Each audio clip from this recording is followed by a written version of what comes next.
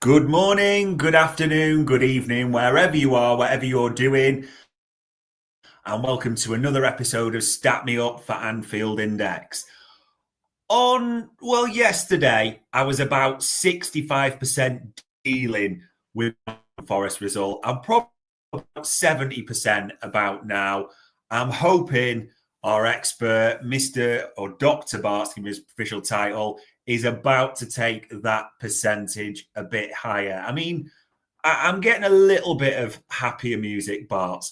Before we get into the metrics and before we get into the stats, how are you genuinely feeling about this Forest point now? Um, it's a weird one, isn't it? Because people go through a game at different paces, right, and they process it in their own time. Because of and this is you can all get your little violins out, whatever you want to do. But part of me living on a tropical island is that I had to watch go at midnight, and it didn't finish till 2. So my processing of the game might have started a little bit earlier, but then equally I was knackered for the next game, so I didn't really finish thinking about it till last night. But I think now reflecting on, I'll come on to the stats. And then I listened to Lynch's pod with you, and I was a bit like, yeah, that's probably where I'm at, to be fair.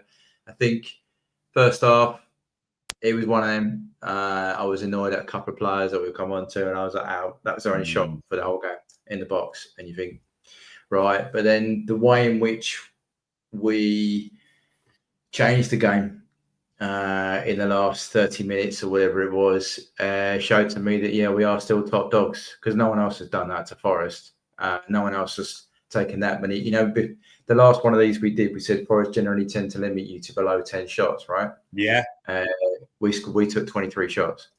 So, and on another day, it just happens you come up against a keeper who literally played a blindy.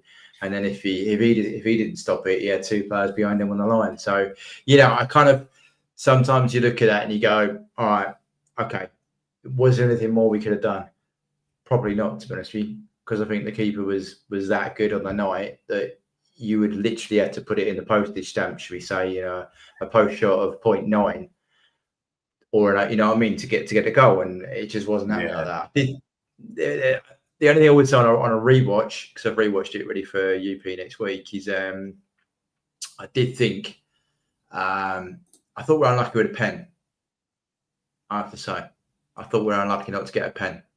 A couple of little ones on another day, you could see how that might have been reviewed. But no, I think our man there in the chat, their keeper got MOM, and that probably tells you it all to go. The bit that I love ignoring, and I know everyone gets riled up about it, is media have got a story to sell, right? And honestly, Rio going on about how it's a basketball game is the most laughable thing, trying to generate a story out of a game which was effectively us making one error and then battering them for like do you know what I mean? It just was so not that. Yeah. It was just really good. But anyway, that's a completely subjective point of view. But yeah, so I am now in the camp of going, all right, okay, cool. Wasn't impressed with any of the results from anybody else. Even our main rivals struggled really against Spurs, got a 2-1 win, but it wasn't not blowing it away. Do you know what I mean? So I'm in a better frame of mind now. Got to go to Brentford and pick up the win. I think we said, would you take 4 points from these 2 games? I think we both kind of thought that might be a fair shout. Yeah, absolutely. Because we got a point from this, and we'll look at the stats, Bart. Now, I do want to talk through this because we say this quite a bit about this season, and maybe this is more pronounced than ever. It always feels a tale of 2 halves for Liverpool. Like you say, the one chance, the one goal for Forest, but we never really looked like we were going to do it in the first half. Second half, big change. And obviously, Diogo Jota feels the catalyst, to use your words, absolutely battering them. What a stat. Forest normally give up 10 shots a game. We had 23. I am intrigued to see what the stats say for first half and second half. Does it match the eye test?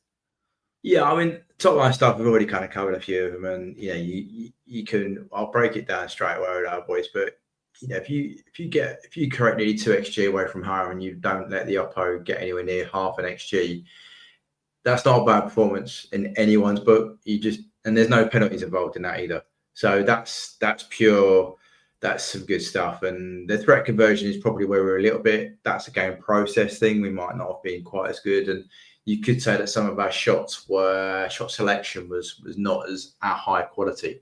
Another thing that some people might have thought about on a UP or heard recently, we started to talk about PPDO again, which is an old school metric, but it effectively looks at how good you are at scoring at one end, with shots versus shots saved, and then how good you are defending the reverse way around. Okay, and your bang average is 1,000, right?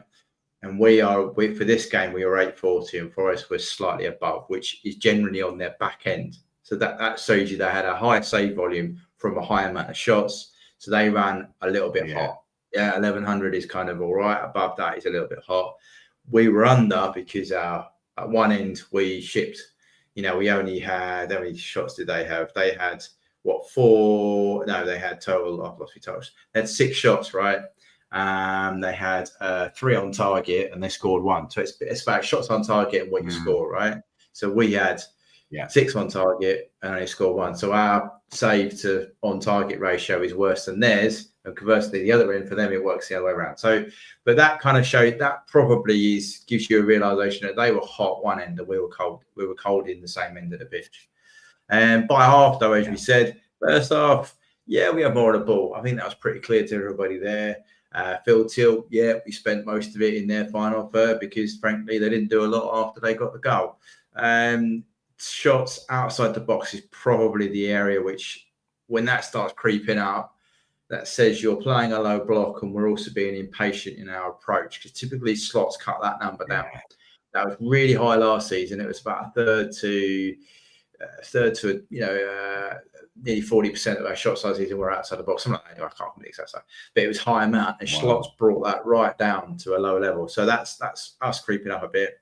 We both had a big chance each. For those who don't know, the Dominic Szoboszlai header at the back post on about 35 with Dan as a big chance. And actually, if you rewatch that is a pretty good chance. And the most annoying element of it is the bit that, because we're playing Diaz there, he's not in the area where that header got knocked down to. You'd normally expect Jota to be stood there going, cheers, thanks for that, I'll smash that in the empty net. But he's not there. And that's probably, I'll come on to that, thoughts around that later on. Long ball rate, they are a Nuno Santo team, right? They play it with quality, but their long ball rates were at 27 in the first half, went up to 37 in the second half. So they're playing very much on the counter, deep block, trying to do it. Ours stay pretty consistent. If we look at our second half, possession pretty much the same, right? On ball time, pretty much the same. Field tilt, we increased it. This is showing we really did pen them in that half. But we changed our outside box shots from 6 to 3, and we had penalty box shots went from 3 to 11 in that halftime split. So we changed where we were shooting from, and the quality of that chance went up. And if you look at our XG, we added a full XG. You're right, and just coming on to how you can measure that, so how good they were. So this post shot. So effectively, we added 0.5 post shot onto our shots that we took, and their keeper saved it. So he went over and above to save that, Whereas, Alisson didn't have the greatest game, should we say? Didn't say, what did he have? The post shot was okay. We'll have a look at the goal in a minute, but I'm just saying to you, their keeper had such an over performance. He performed really well. So post shot's not only measure of goalkeeping. Our threat conversion was better in the second half, not great, but better. And Forest went down there. They did hardly anything with the ball they had, which again passes the eye test. If you watch the game, every little opportunity they had, we either snuffed it out or it went to nothing. If else to know, so the big periods we were looking for, so that last sort of from an hour onwards, wasn't it really, where we started to crank it up? You've got threat conversion at 168. These are the two biggies. You've got big chances being created in these areas here. And then you've got shots on target. Where we go with this? Total shots, 9 in that period, this is a real purple patch for us, 3 and 9. So that's 12. 12 shots out of our 23 were in from 60 to 90. So that's normally the average Forest actually can see for a whole match. So when I say we were brilliant for that final half an hour, that's how good we were. We had a field tilt up at 84% in that period of time as well, which is, we did as much as you could always question how could we have done this? Yeah, Diaz could have passed it, A, B, C, D. But sometimes you have to accept that the keeper had an absolute blinding game, and he did have a good game. Mo could have been slightly tidy with other things, but when you beat the keeper, there was a geezer on the line, but the one that cleared from the corner, left-footed volley, put it in.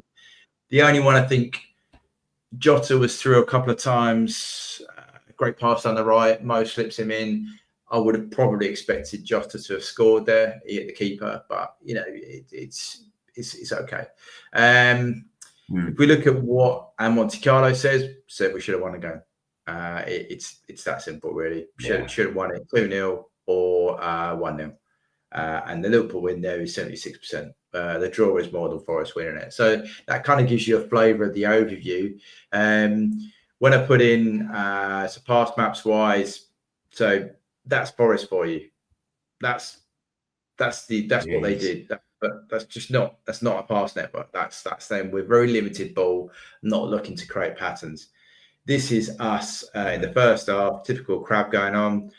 Issue is probably we normally have a double 10 in here, and Diaz is a little bit too left, and Dom is over here on the right. So typically these two would be in here. In the first half, if we look at second half, you've got more of a double. You've got 3 in the area we would have, and you've still got the crab going on either side. So that's kind of the changes. And we also shifted our play further up. So what that enabled us to do, if we look at our threat creation from that, so this is first half, and you can see that they largely keep our threat out of the final third. Okay, you've got dominance here in the middle third, but they largely keep it out of the final third. Whereas with the changes we make, you see the heat map showing you that we're moving into the final third. We start dominating zone 14, which I've said numerous times on here is an essential area. And we start getting into the half spaces down the sides of the boxes, which Jota had chances, Mo had chances, Cody had chances. So that's a real good indication of the tactical change that we made at half time. Off ball, it's always interesting to see whether we made anything half to half. So this is our first half. Again, it's very difficult to record something when there isn't a lot of attacking endeavour from a side, right? So you've always got to marry that out. It doesn't change that much, but for them, what you can see is this is first half, very deep, very, very deep, trying to just not occupy. And this half, again, similar kind of thing, but that gives you an indication of how they were set up. They were basically all that have gone even deeper actually second half. All their defensive actions are in the final third. That's how deep Forest were playing. Okay, so it's something to do. Things that concern me with our process is that we still haven't quite returned to get the ball, get it wide, play it wide, which these sonar plots show. We're still a little bit unorganised off the ball. And if anyone ever wants to doubt the work rate of some of our centre mids, this is off the ball touches. So up to first stops before Jota came on, these two areas here is how much space Dom and Mac were covering off the ball.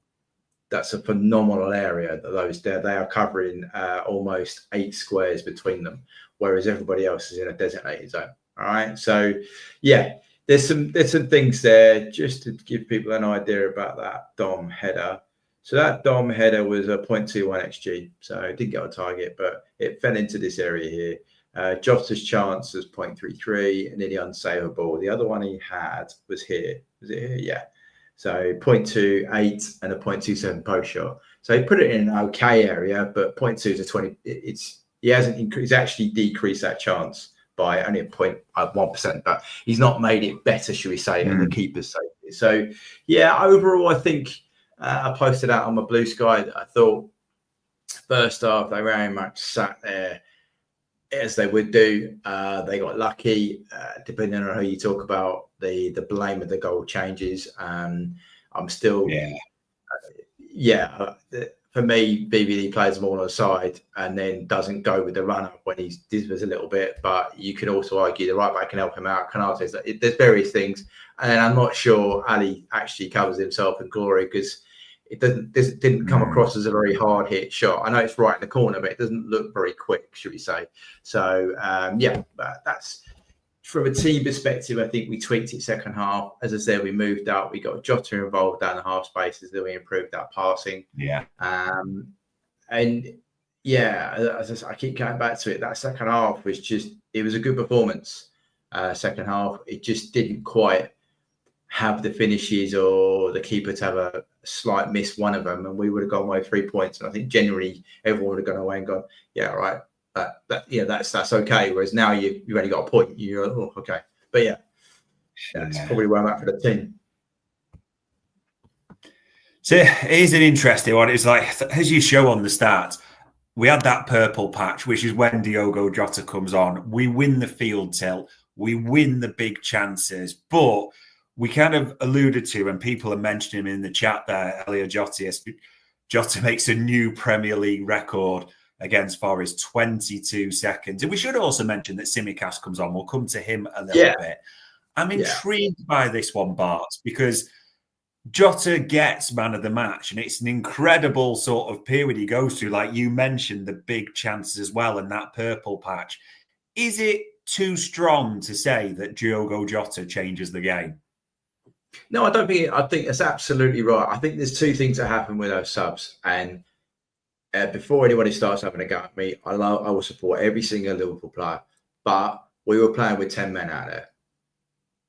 All right. For the first half, we were playing with 10 men. Konate was not fit. All right. And Robertson was having an absolute shocker at left back. His pass, we'll come on to in a minute, but his pass completion, his set pieces, his abilities, his awareness around it. Considering he's had 2 games off, I was incredibly surprised at his level of performance. I thought with the rest, he would have come back better. So you're kind of in a period where you've conceded an early goal, you're trying to get the tempo up, and you've got 2 players that in key positions just aren't on it. So as soon as we put an actual left back in who put a corner in, and we play, we basically, they weren't really attacking. So you can play a midfielder in the centre half because we were on the ball. The amount of possession our centre halves had meant that they didn't have to do a lot of defending. And Graver's grown enough to be able to defend, even if Woods went and isolated him. That's fine because BVD can then deal with. I can't remember the quick fella from them in the midfield. Not Alanga. Who's the one in the middle? Gibbs White. So between the two of them, they can kind of deal with that, right? So that move from slot was genius. The only thing I would say is it's unfortunate we're kind of in a bit of a period that we have some key players that I would say are just coming off peak form or way past peak form. So Robbo is one of them, but Robbo's Robbo. Ali has conceded something like 9 out of 15 shots on target.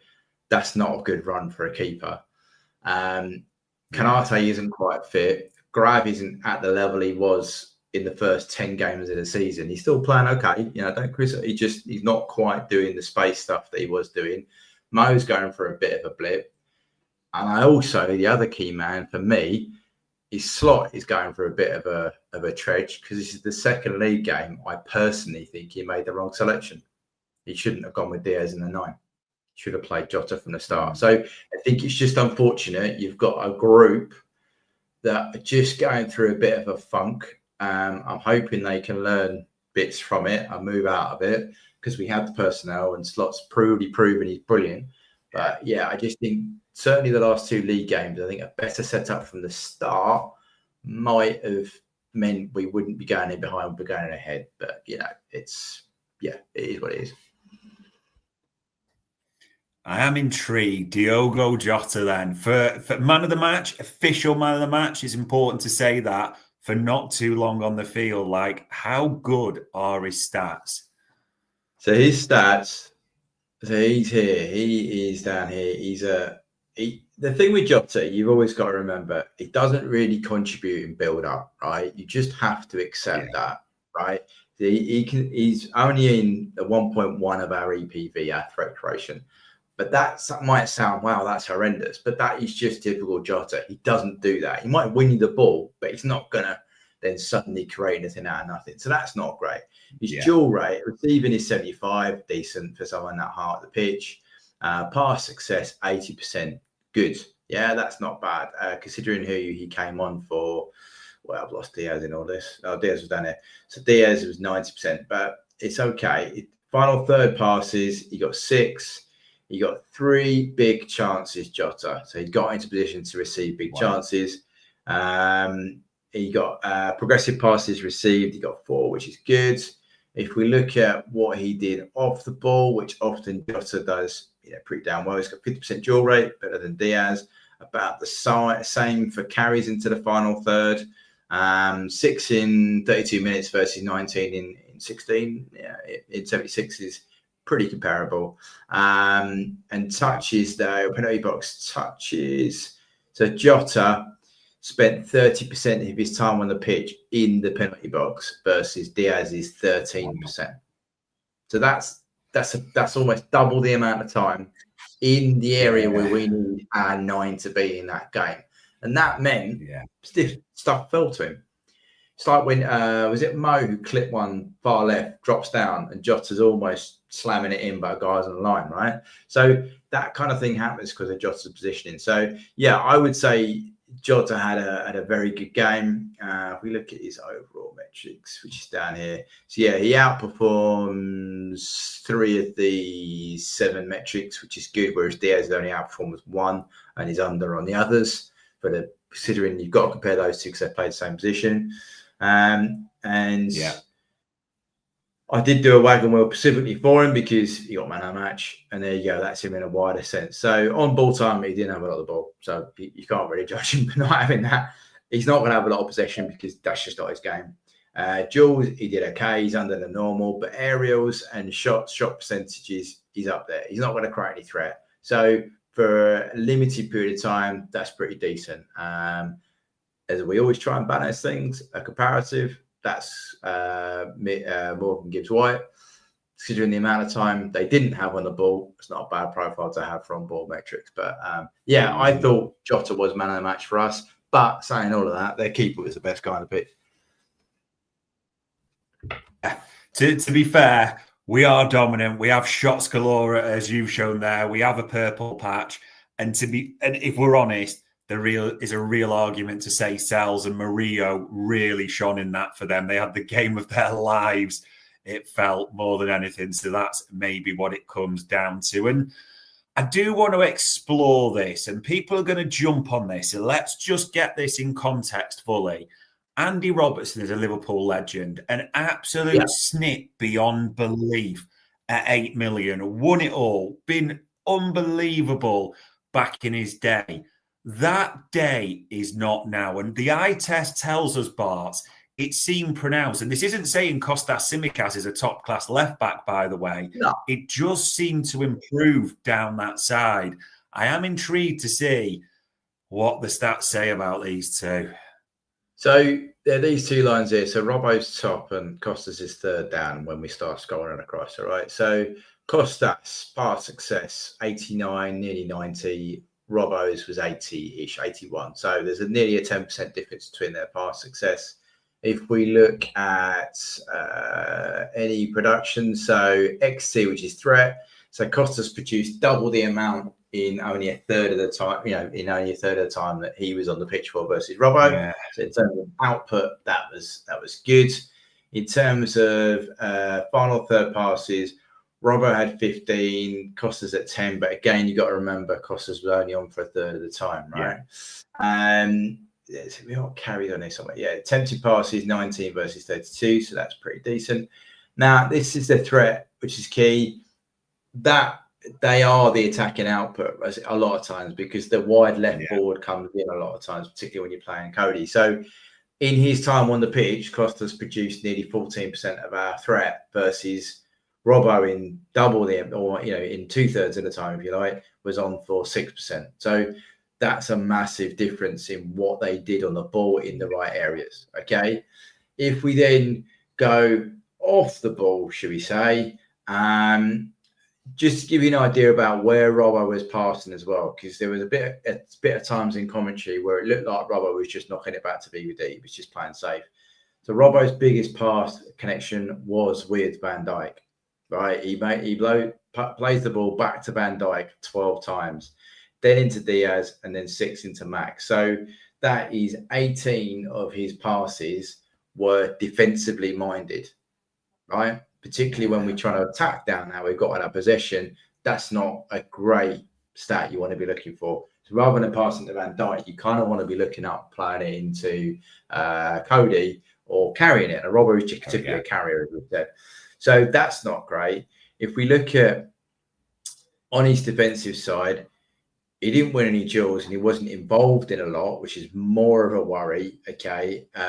Costas was involved in one ground duel and won it, whereas Robbo lost it. Wasn't involved in any aerials. If we look at our carrying, so final third carries, this is Robbo, right? He is known for getting that ball, driving it into the final third. Yeah. So he was only his carries, only 54% of his carries were into the final third. So that's down. Costas on for, as I said, half an hour versus Robbo's hour. 69% were into the final third. He had 13 carries in his time versus Robbo's 24. So that is quite a big difference in proportionally for that time.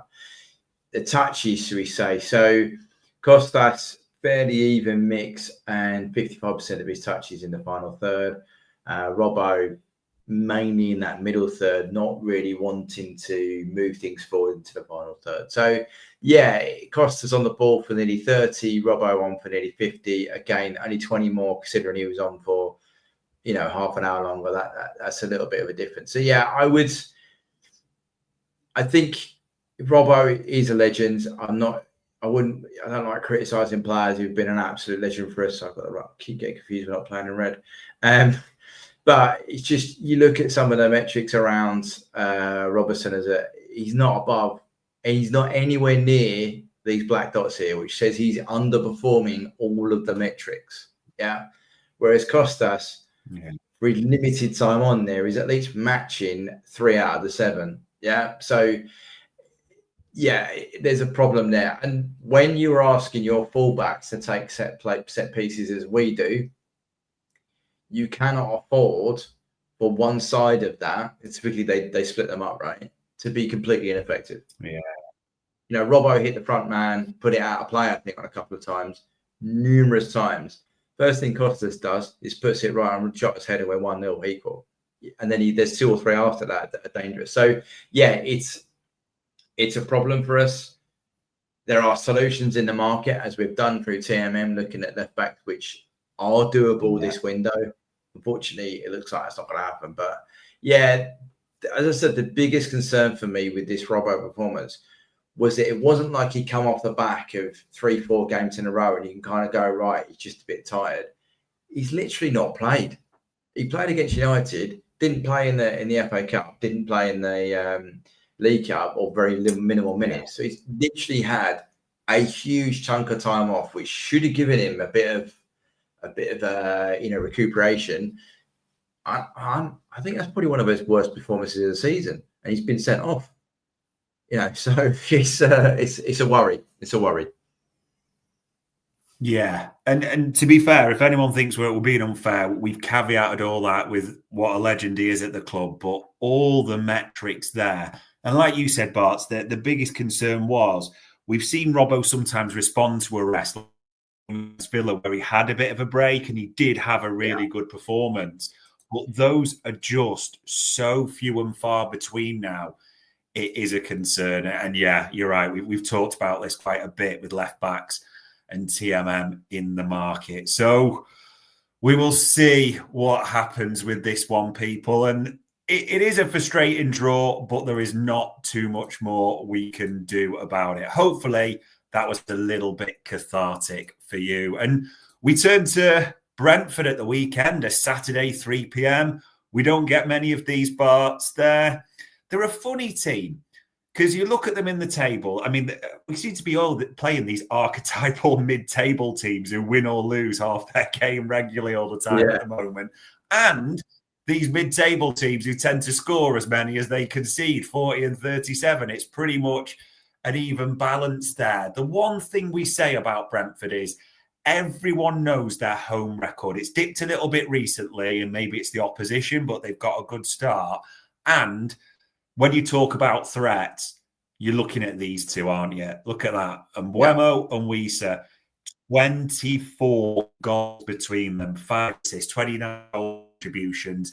These are the great bulk of their threat. Why the Premier League list them on their site as midfielders, I'm assuming someone's going to get fired or they've had their work experience lad doing the listings. I don't know. But these are two forwards that bring real danger. And this is not an easy game. I'm intrigued by this, Barts, because they might almost feel like that's the Forest blueprint. We can sit deep. It's the low block. That's the way to go. I'm intrigued what the stats are going to say on this.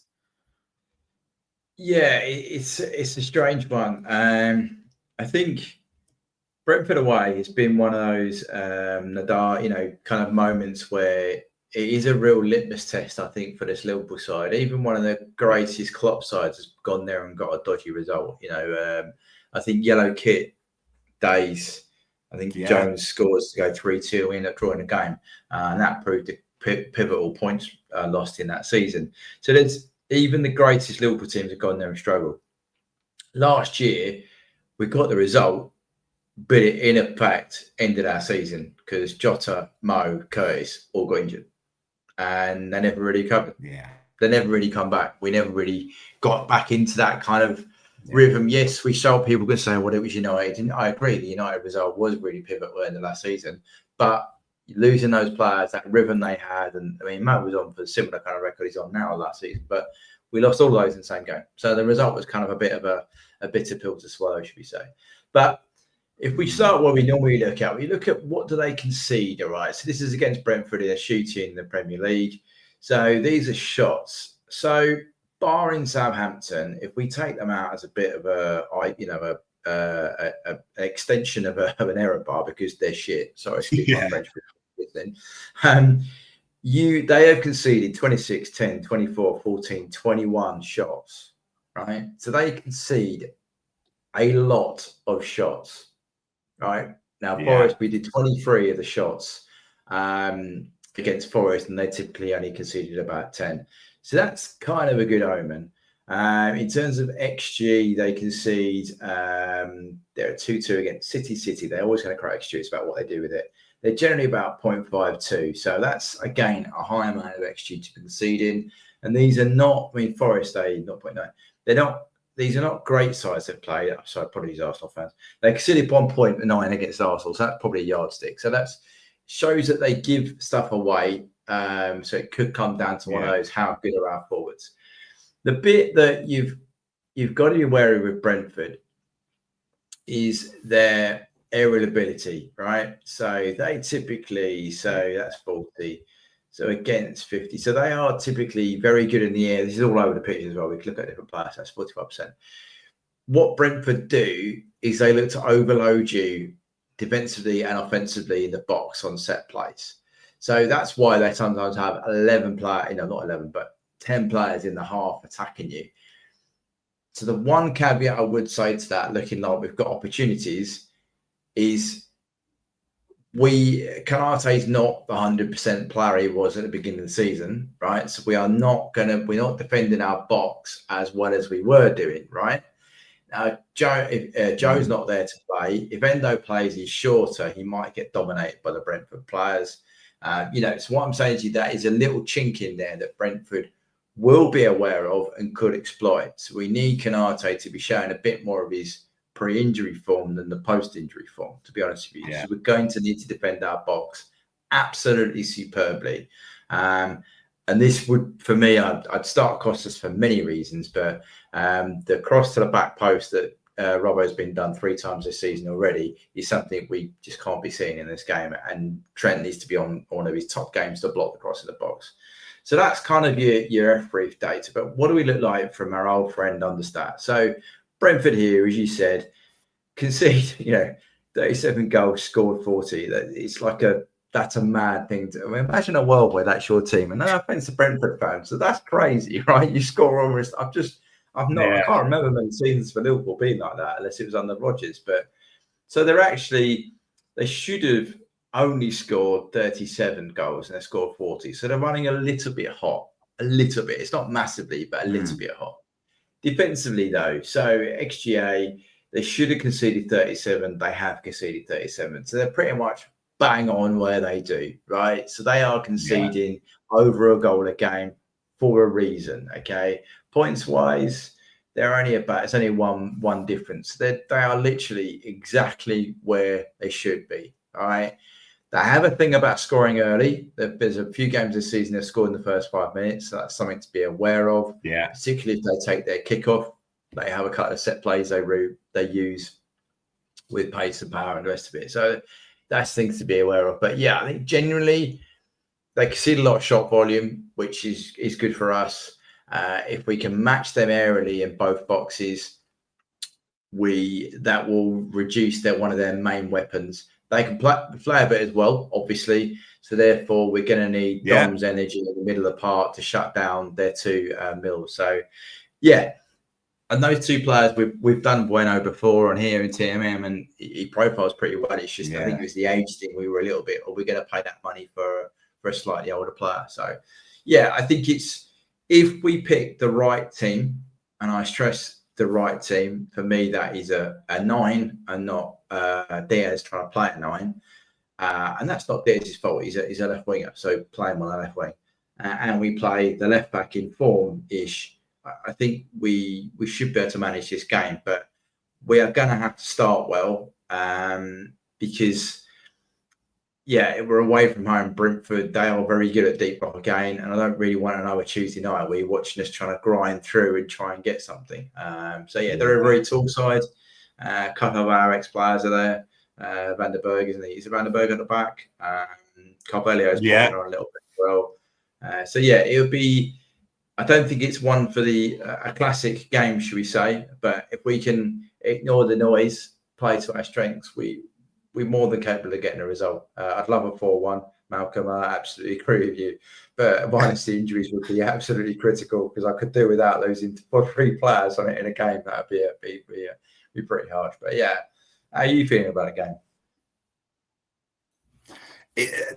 It's what I wanted to ask you about, and maybe I just leveled this completely wrong because I said to you, is there an element of Forest where they'll set up and low block? Is the difference that Forest, I probably leveled this all wrong. We know they didn't concede many. They conceded as many as us in the Premier League. They sit deep. Their strength is their defence, as we saw. Brentford, as you say, it's interesting considering how much they use statistical analysis and the workings of that club. They score and they concede. They actually, to use Rio's phrases, when you look at it and you show me, they tend to be more of a basketball side than anything else. Might that actually suit us in this one? Yeah, provided we can, completely unscientific term, if we can stop conceding rubbish goals, like real cheap goals, then fine, we can do that. And I think actually making them try and play, so causing them stress by it not being a basketball game might help us because they're used to playing that, right? They're used to being this kind of end-to-end free-flowing. If you try and force them into something else, because even Forest hadn't considered in 7 hours of football, that is an incredibly impressive stat. That's back to our 18-19 levels, all we had, Van Dijk and the rest of it. But eventually, us having that level of possession, that high up, moving the ball around, they got knackered and they couldn't handle it. And we ended up sliding the ball in behind. And I think another little bit longer in the game or another little day and we would have got the win. Brentford could very well fall into that trap. It's all very well being deep block. It is. And trying to break on the counter. Brentford have got more threat on the counter, I would say. They're quicker players. Not that Gibbs White, and they're not slow, but they're just very, very direct. Yeah. Whereas Forest try and play a little bit through Woods a little bit. You might end up having the same sort of result where they become encamped. You've just then got to make sure they don't get out and you just keep the ball in that final third, keep your field tilt up above sort of 65, 70. And eventually, our quality of player, if we're smart and don't fall into the trap of long shots like we did at Forest, we should get the reward from that. The danger on that is that it only takes one decent long ball from Vandenberg or whatever else into the right channel, and we've overcommitted on that area, we're not quite synced, and they could be in with a 1v1 very quickly. So, yeah, I think we just have to try and play our usual game, but cause them stress by making them move around as much as we can.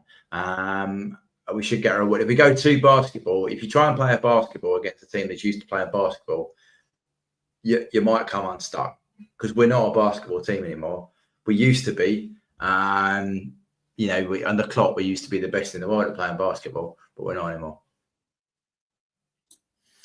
Nah, let's see. Hopefully the field tilt is high, and hopefully Brentford don't sort of repeat, as a few have commented, their recent home form or match any records. It's absolutely massive. There's no two ways about it, people. Yeah. It does feel like a must win. We said 4 points would be good in the next two. We take that. So you've got to take 3 in this. It's that simple. Final thing for you, Barts, to sort of ask you around this, because it was interesting the word you used, and we've shown everyone the stats tonight, the bit of the funk that we've been in recent form. People look at it. And you mentioned him.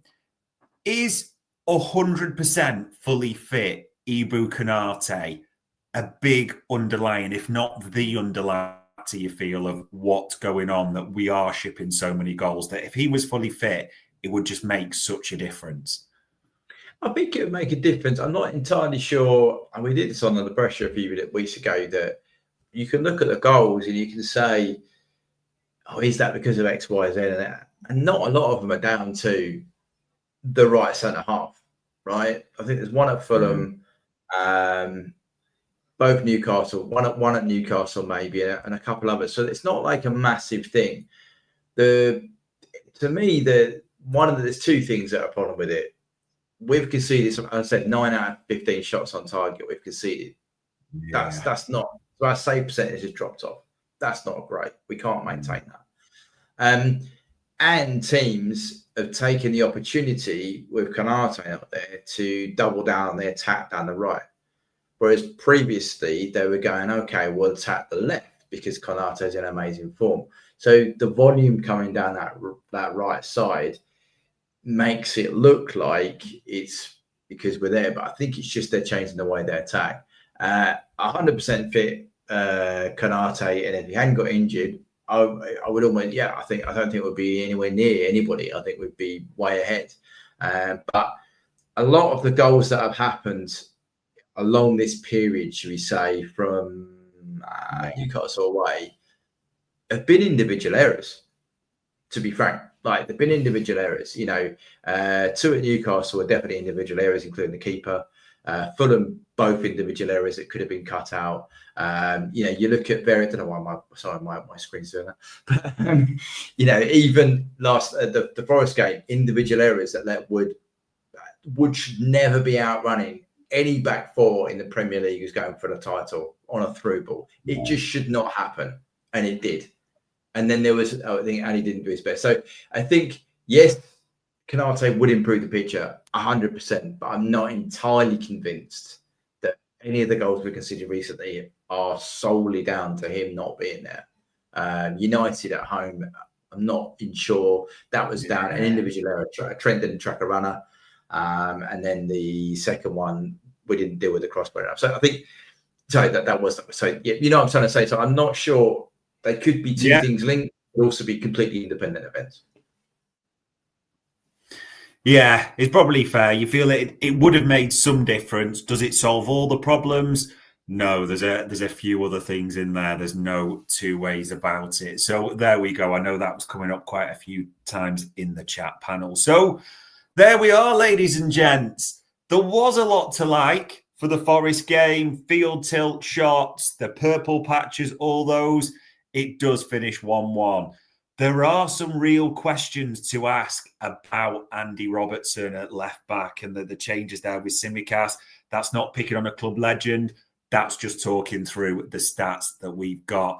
And finally, this Brentford game, it is a must-win. They score a lot. They concede a lot. They are dangerous from set plays. We need to find ourselves on the right side and have the luck that has not been there for the last few weeks. How that develops. All that leaves me to say as ever, Bart, for the time, the insight, and probably for lifting me to about 82% over that Forest game now. It is much appreciated. No worries, anytime.